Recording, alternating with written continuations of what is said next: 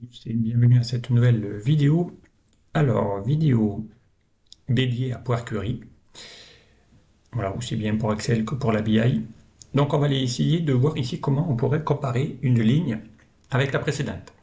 Voilà, donc j'ai rencontré le cas où on me demandait de voir la différence qu'il y a entre la ligne précédente et la ligne actuelle.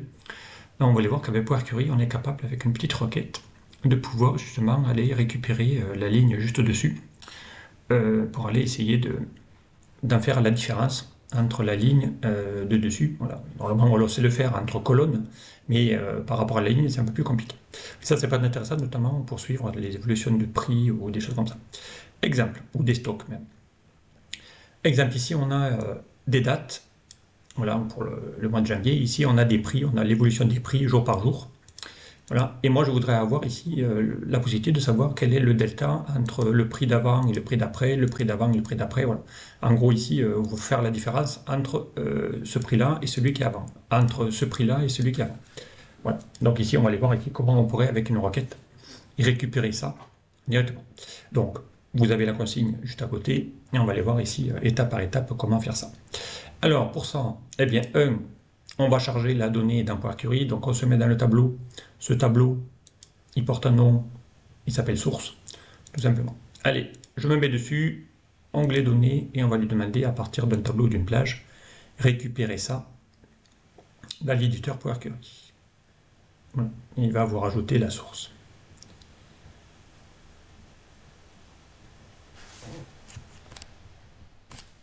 Voilà. Donc ici, on a la source avec la date et le prix unitaire. Alors, il va toujours vous faire ici une petite étape pour typer, mais on n'en est pas encore là. On le fera tout à la fin, ça, pour pouvoir typer. Alors, donc là, évidemment, on aurait pu lui demander d'aller chercher la colonne PU et faire la différence entre PU et PU, mais là, il ne pourra pas le faire. Donc, pour pouvoir aller lui demander d'aller chercher la ligne dessus, il va falloir qu'on ait ici une colonne supplémentaire que l'on va indexer. Et donc, on va pouvoir à chaque fois, une fois qu'on aura un index, on va pouvoir lui dire de prendre la ligne -1, la ligne -1, donc le numéro de la ligne -1. Comme ça, on va pouvoir essayer de récupérer la ligne qui se trouvera juste au-dessus. Donc pour ça, on va créer une nouvelle colonne avec un index. Donc, Power Query sait faire ça directement. Donc vous avez ici la possibilité dans l'onglet Ajouter une colonne. Vous avez ici une colonne d'index. Et on va essayer de cliquer dessus. Et vous allez voir, il va vous créer une colonne qui s'appelle index. Avec ici, alors par défaut, je rappelle que Power Query commence en base 0. Voilà, donc comme dans les bases Access, voilà, base 0, hop, jusqu'à 12. Donc maintenant, on a des numéros, on va pouvoir lui demander d'aller chercher ce chiffre, -1, ce chiffre, -1, et comme ça, on va pouvoir récupérer la ligne qui est juste dessus. Donc, maintenant, on va pouvoir rajouter une nouvelle colonne, où là, on va essayer d'aller faire la différence entre ce prix-là et celui d'avant, entre ce prix-là et celui d'avant. Donc pour ça, on va rajouter une colonne personnalisée.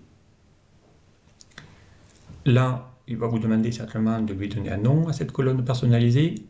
Donc ici, on va l'appeler, je ne sais pas moi, différence prix, par exemple.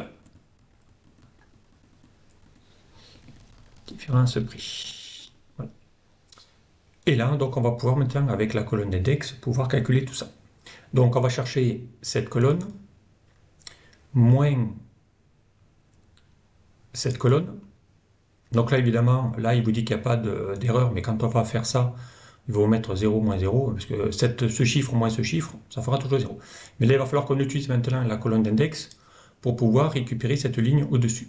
Donc pour ça, eh bien, on va rajouter derrière cette colonne index et derrière lui demander d'aller mettre ça dans une liste. Donc une liste, je rappelle, ça se met entre accolades. On va lui demander de se décaler, de prendre ce numéro d'index -1 et fermer l'accolade. D'accord ? L'accolade. Ici, pas le crochet. Voilà. Donc, à ce stade-là, quand je vais faire OK, il va dire, voilà, il va mettre des erreurs partout, partout, partout. Alors, si je clique sur une des erreurs, il vous dit, moi, je n'ai pas pu convertir la valeur 35 points quelque chose en un type liste. Normal, puisque on a ici les valeurs, et puis cette colonne index, il va falloir essayer de la transformer en liste, parce qu'il va falloir qu'il prenne toutes ces listes. Voilà, ici, il ne peut pas aller lui chercher la ligne 1-1, il faut mettre ça dans une liste pour pouvoir qu'il aille chercher la ligne dessus. Donc, eh bien, on va se mettre dans l'étape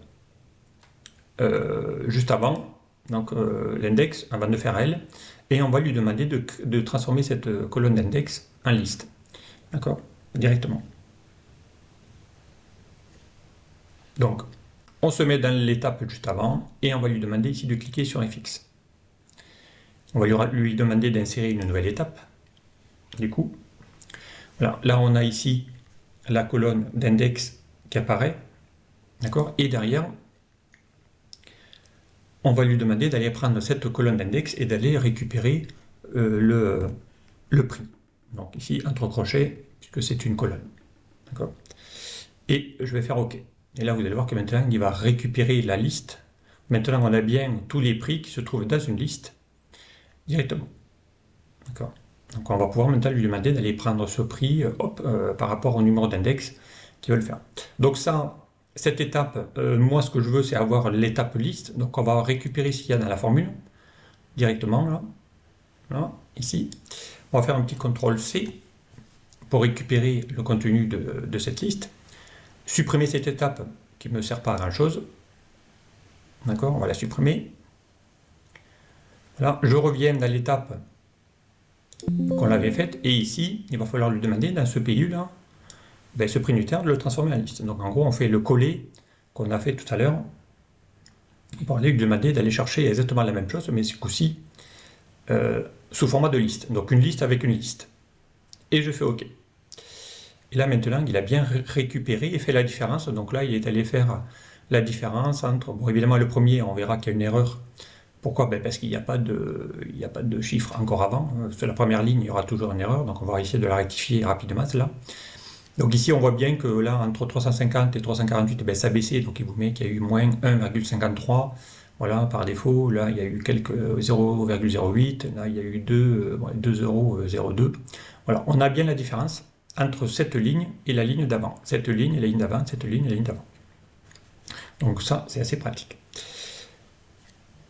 Voilà, ça a été fait en 2 étapes. Maintenant, on va essayer de régler ce problème error. Donc là, c'est simple, on va juste rajouter une condition en lui disant que si l'index est égal à 0, tu récupères, tu mettras 0, puisqu'il n'y en a pas avant.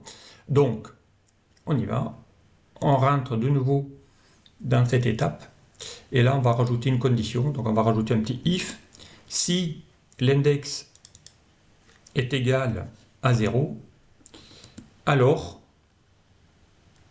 then, dans ce cas-là, tu mettras 0. Sinon, else, tu feras le reste. En fait, tu fais ton calcul. Je vais faire OK. Donc là, maintenant, il a remplacé l'erreur par 0. On a bien ici le calcul qui a été fait. Voilà, donc là, maintenant, à cette étape-là, on va pouvoir nettoyer un petit peu la base.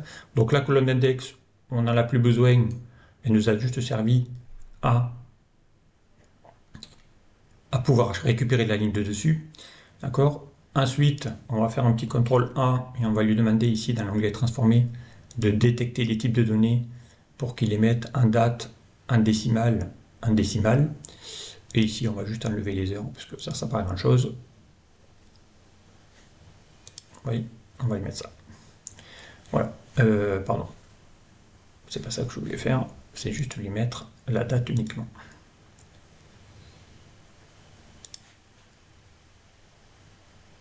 Voilà. Voilà, donc maintenant, ben, l'étape est faite, et là, on pourrait lui dire accueil, fermé, chargé dans. On pourrait lui mettre ça dans une nouvelle feuille, pourquoi pas. Donc on va lui dire crée-moi un tableau dans une nouvelle feuille, je fais insérer. Donc là il va l'appuyer sur ce 2 parce qu'il y en a une qui s'appelle déjà comme ça, et là on a bien la date, on a bien le prix, et on a la différence entre la ligne et la ligne d'avant. D'accord? Donc si je refais le calcul à côté à la main, égal ça, moins ça, donc on va aller voir, si je tire la formule, on a exactement les mêmes montants que Power Query nous a trouvé aussi. Donc c'est exactement les mêmes. Voilà, donc petite requête toute simple, avec ici la possibilité, grâce à une colonne d'index, de pouvoir récupérer la ligne avec la ligne d'avant. Allez, je m'en arrête là, puis je vous dis à très vite sur un prochain tuto.